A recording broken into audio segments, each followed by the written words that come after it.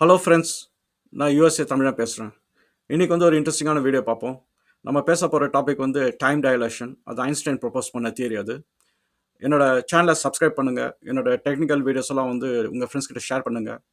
நான் ஒரு வெப்சைட் ஆரம்பிச்சிருக்கேன், usa.tamilan.com அப்படின்னு. அந்த வெப்சைட்டில் போய் செக் அவுட் பண்ணுங்கள். அதில் நிறைய டெக்னிக்கல் வீடியோஸ் வந்து நான் ஆர்கனைஸ் பண்ணி வச்சுருக்கேன், டிசிப்ளினுக்கு ஏற்ற மாதிரி. என்னோட வாட்ஸ்அப் சேனல்லையும் வந்து ஜாயின் பண்ணுங்கள். அதில் நிறைய சயின்ஸ் கான்வர்சேஷன்ஸ் போயிட்டுருக்கு. அந்த லிங்க்கும் நான் டிஸ்கிரிப்ஷனில் போடுறேன். சரி, நம்ம வீடியோக்குள்ளே போகலாங்களா? ஓகே.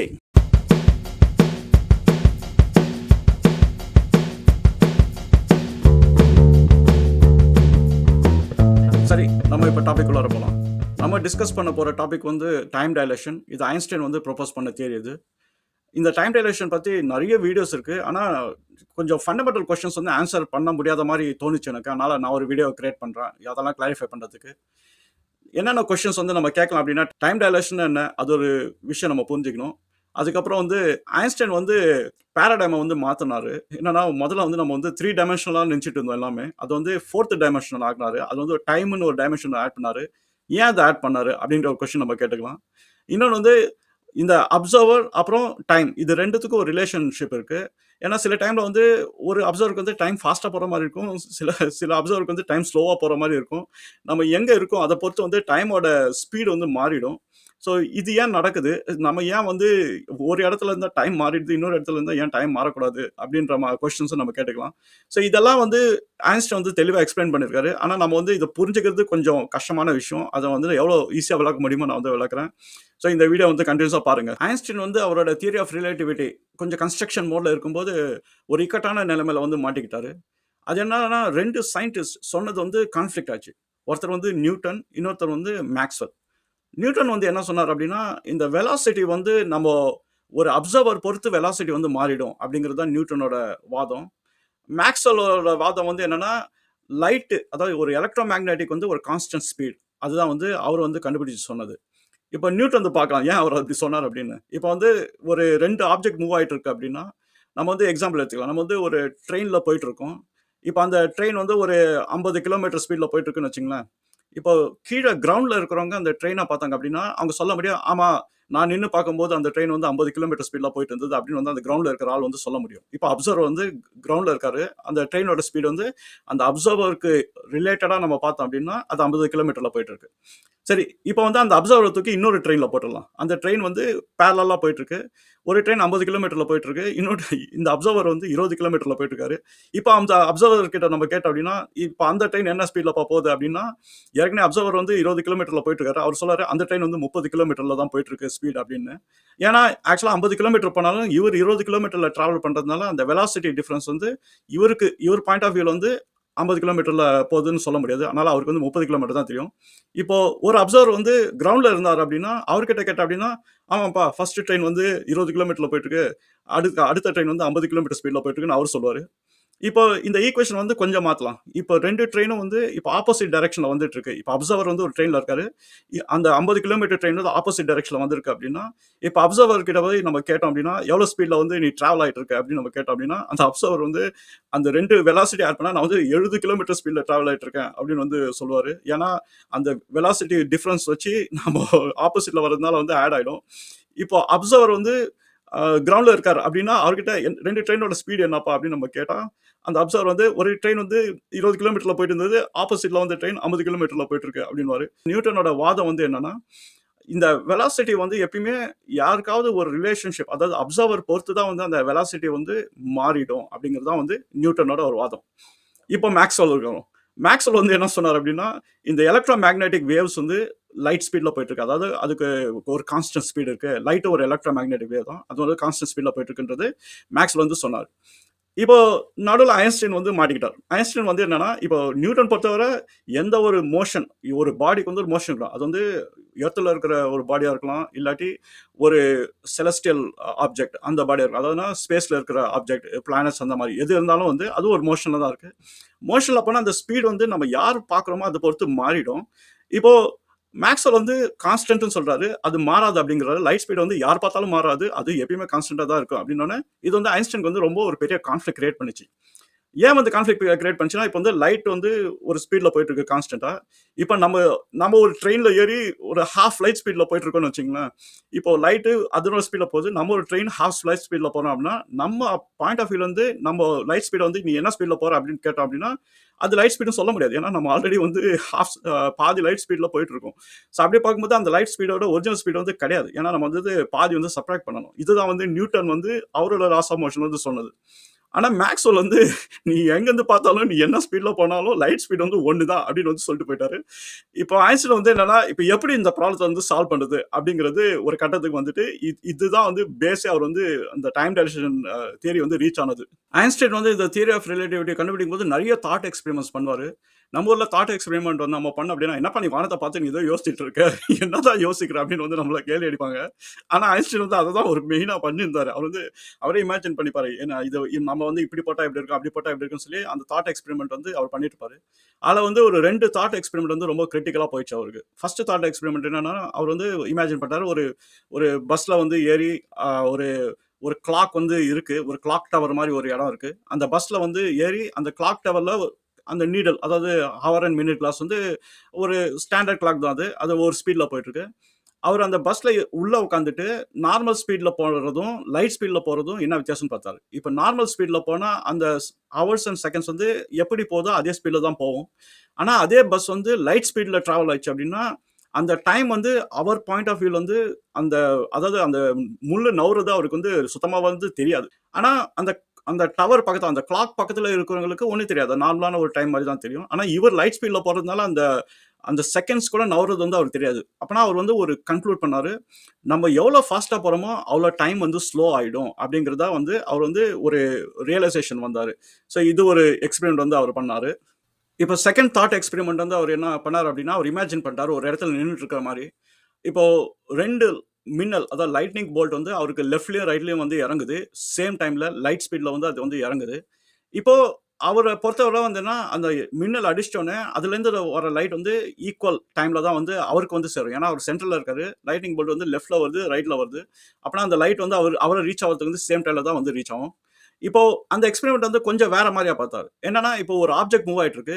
ஒரு அப்சர்வர் வந்து ஒரு வண்டியில போயிட்டு இருக்காரு. ட்ரெயின்னு வச்சுக்கலாமே. அவர் அந்த ட்ரெயின் போம்போது, அந்த சமயத்துல அந்த இன்சிடென்ட் நடக்கும்போது, அந்த அப்சர்வருக்கு வந்து என்ன பார்ப்பார் அப்டின்னா, இந்த லைட்னிங் போல்ட் வந்து என்னதான் ஒரே டைம்ல வந்தாலும், அவருக்கு அப்சர்வருக்கு வந்து ஃபர்ஸ்ட் தெரிய போறது வந்து எந்த பக்கத்துல இருந்து ட்ரெயின் வருதோ, அந்த லைட்னிங் போல்ட் தான் ஃபர்ஸ்ட் அவருக்கு தெரியும். ஏன்னா, லைட் வந்து அங்கருந்து அவருக்கு ஃபாஸ்ட்டா ரீச் ஆகும். இந்த சைட்ல இருக்கிற லைட்னிங் போல்ட் அதனோட லைட் வந்து ஸ்லோவா ரீச் ஆகும். அதனால அவர பொறுத்தவரை என்னன்னா, லெஃப்ட்ல தான் ஃபர்ஸ்ட் வந்து லைட்னிங் போல்ட் இடிச்சது. ரைட்ல வந்து செகண்ட் தான் வந்ததுன்னு வந்து அவர் பார்ப்பாரு.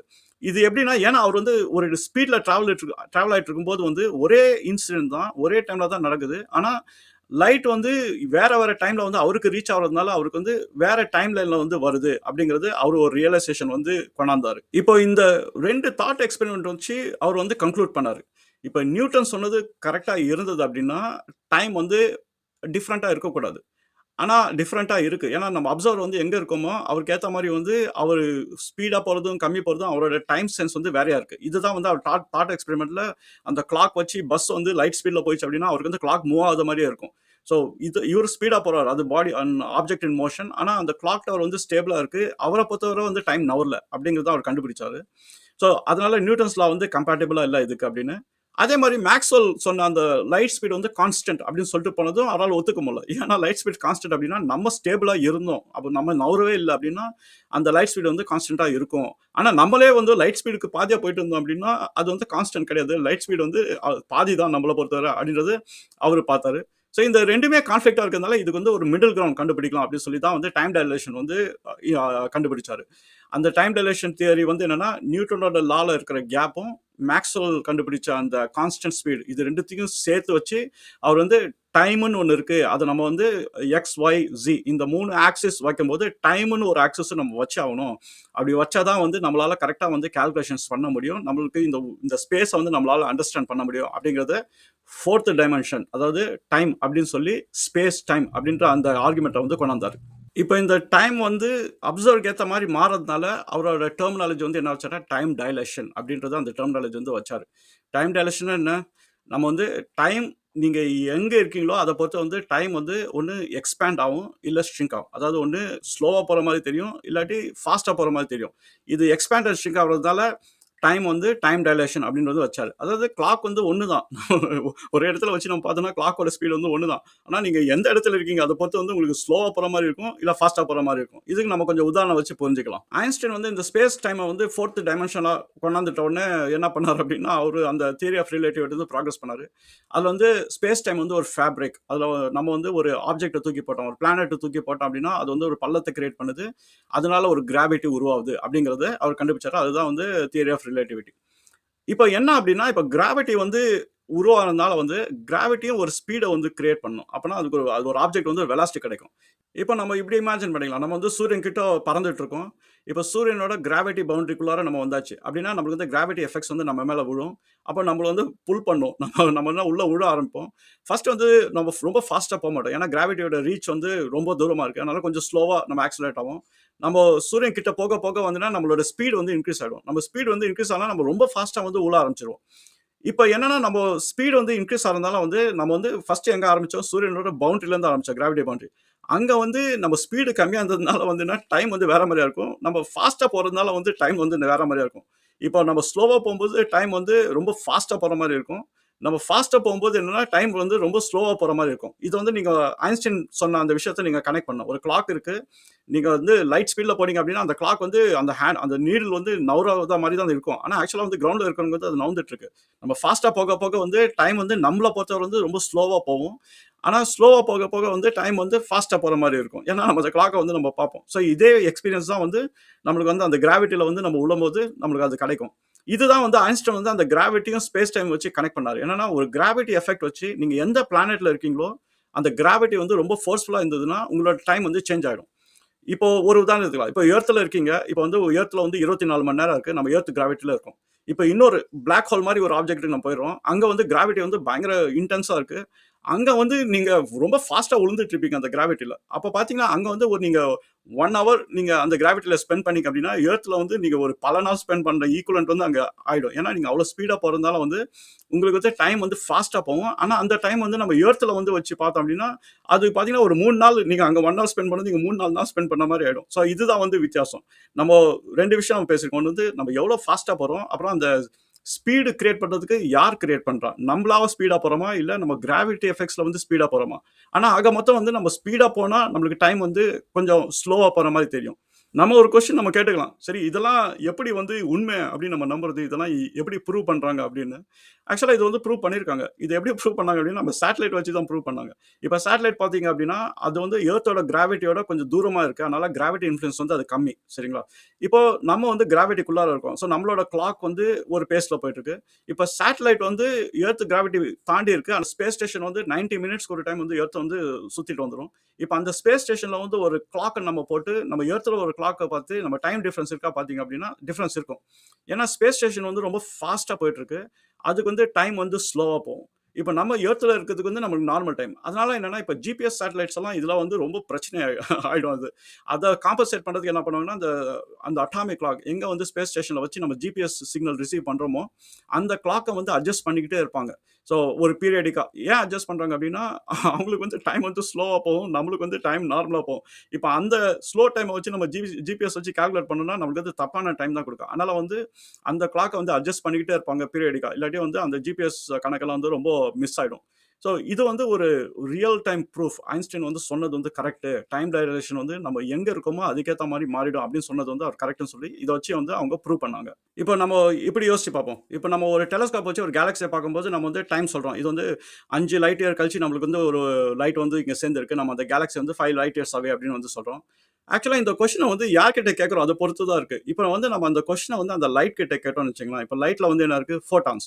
அந்த ஃபோட்டான்ஸ் கிட்ட வந்து இதே கொஸ்டின் கேட்கிறோம். "ஏம்பா அந்த கேலக்ஸில இருந்து நீ எவ்வளோ டைம் எடுத்து இங்க வந்த? 5 லைட் இயர் எடுத்ததா உனக்கு?" அப்படின்னு நம்ம அந்த ஃபோட்டான் கிட்ட கேட்டோம் அப்படின்னா, அந்த ஃபோட்டான் வந்து சொல்லும், "இல்ல நான் வந்து 0 டைம்ல வந்துட்டேன்" அப்படின்னு வந்து சொல்லும். ஏன் ஃபோட்டான் வந்து நான் 0 டைம்ல வந்துட்டேன் அப்படி சொல்லுது அப்படின்னா, அந்த ஃபோட்டான் பாயிண்ட் ஆஃப் வியூல வந்து பார்ப்போம். அது ஒரு அப்சர்வர். அந்த ஃபோட்டான் வந்து பொறக்குது ஒரு கேலக்ஸில. அத லைட் ஸ்பீட்ல அது டிராவல் ஆறதால என்னன்னா, அடுத்த செகண்டே வந்து அது டெலஸ்கோப்ல வந்து ஹிட் ஆயிடுது. அப்படின்றது தான் வந்து ஃபோட்டான் வந்து யோசிச்சுட்டு இருக்கோம். அப்பன்னா ஃபோட்டானுக்கு வந்து டைமே கிடையாது. 0 டைம். ஆனா நம்ம அப்சர்வரா உட்காந்துக்கிட்டு அந்த கேலக்ஸி வந்து எவ்வளோ டிஸ்டன்ஸ் இருக்குன்னு நம்ம பார்த்தோம் அப்படின்னா, அது 5 லைட் இயர்ஸ் தாண்டி இருக்குன்னு சொல்லி நம்ம இங்க உட்காந்து சொல்லுவோம். அப்பன்னா இதுதான் வந்து டைம் டைலேஷன். டைம் வந்து யார் அப்சர்வ் பண்றா அப்படின்னு பொறுத்து அது டைமோட மீனிங்கே மாறிடும். இப்போ ஃபோட்டான்ஸ் வந்து லைட் ஸ்பீட்ல வரதுனால வந்து அதனால தான் நம்ம வந்து சொல்றோம் லைட் வந்து 0 டைம் அப்படின்னு சொல்றோம். ஏன்னா லைட் வந்து அந்த ஃபோட்டான்ஸ்க்கு அது டிராவல் ஆகுறதே தெரியாது. பொறக்குது, டெலஸ்கோப் வந்து ஹிட் ஆகுது. அது எவ்வளோ தூரமா இருந்தாலும், அது ட்ரில்லியன்ஸ் ஆஃப் மைல்ஸ்ல இருந்தாலும், இல்ல 13 பில்லியன் லைட் இயர்ஸ் தாண்டி இருந்தாலும், ஃபோட்டான் பொறுத்தவரை அது பொறந்துச்சு, அடுத்த செகண்ட் நம்ம டெலஸ்கோப்ல வந்து லேண்ட் ஆச்சு. அப்படிதான் இருக்கு ஃபோட்டானுக்கு. ஆனா நம்மளுக்கு தெரியும், நம்மளோட டைம் ஸ்கேல்ல பார்க்கும்போது அது வந்து உண்மை கிடையாது அப்படின்னு. ஸோ இதுதான் வந்து டைம் டைலேஷன் சொல்லி ஐன்ஸ்டீன் வந்து சூப்பரா ஒரு தியரி வந்து கிரியேட் பண்ணிட்டு போயிட்டாரு. அந்த டைமும் ஒரு 4த் டைமென்ஷன் அப்படின்னு சொல்றது ரீசனே இதுதான். ஏன்னா யார் பார்க்குறாங்களோ அந்த டைமென்ஷன்ல எங்க இருக்காங்களோ, அவங்க என்ன ஸ்பீட்ல போயிட்டு இருக்காங்களோ, அது டைம் வந்து கொஞ்சம் எக்ஸ்பேண்ட் ஆகும், இல்ல ஷ்ரிங்க் ஆகும். இதுதான் வந்து அவர் மெயினா வந்து சொல்லிட்டு போனது. ஸோ இது ஃபேண்டாஸ்டிக்கான ஒரு தியரி இது.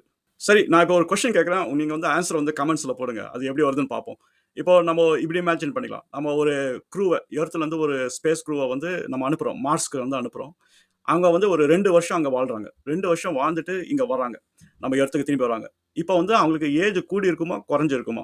ஒரு க்ளூ வந்து நான் என்ன குடுப்பேன்னா, எர்த்தோட கிராவிட்டியும், மார்ஸோட கிராவிட்டியும் வந்து வேற. மார்ஸ்க்கு வந்து 38% தான் கிராவிட்டி எர்த் கம்பேர் பண்ணும்போது. ஆனா நம்ம க்ரூ வந்து 2 வருஷம் நம்ம அனுப்பிச்சிட்டோம். 2 வருஷம் கழிச்சு இங்க வராங்க. அவங்க அவங்க வந்து எப்படி ஏஜ் ஆயிருப்பாங்க? அப்படிங்கிறது உங்களுக்கு கொஞ்சம் இன்டர்னலைஸ் பண்ணி இத கமெண்ட்ஸ்ல வந்து போடுங்க. இது ஒரு நல்ல ஒரு டாபிக். இது வந்து நம்ம பேசுறது. சரி, இப்ப வந்து உங்களுக்கு இந்த ஐன்ஸ்டீன் சொன்ன டைம் டைலேஷன் பத்தி ஒரு ஐடியா வந்திருக்கும்னு நெனைக்கிறேன். என்னால முடிஞ்ச அளவுக்கு நான் சிம்பிளா எக்ஸ்பிளைன் பண்ண பார்த்தேன். என்னோட வீடியோஸ் எல்லாம் உங்க ஃப்ரெண்ட்ஸ் கிட்ட ஷேர் பண்ணுங்க. என்னோட சேனல வந்து சப்ஸ்கிரைப் பண்ணுங்க. என்னோட வெப்சைட் usatamilan.com அதையும் போய் விசிட் பண்ணுங்க. நம்ம வேற இன்ட்ரஸ்டிங்கான டாபிக்கோட நம்ம அடுத்த வீடியோல பார்ப்போம். பாய்.